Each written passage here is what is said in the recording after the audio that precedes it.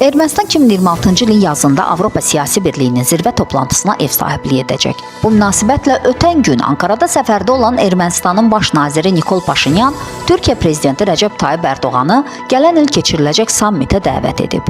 Nəticə etibarilə Nikol Paşinyan bir tərəfdən qərbə inteqrasiya prosesini sürətləndirir, digər tərəfdən isə ona ən böyük əngəl olan əksəriyyəti ruspərəst din adamlarından ibarət kilsəni zəiflətməyə çalışır.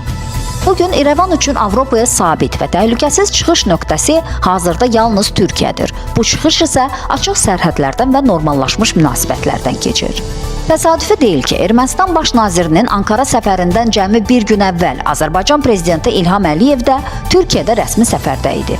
Paşinyan üçün bu həm diplomatik siqnaldır, həm də bir reallığın ifadəsidir. Türkiyə ilə münasibətlərin açarı Bakının əlindədir.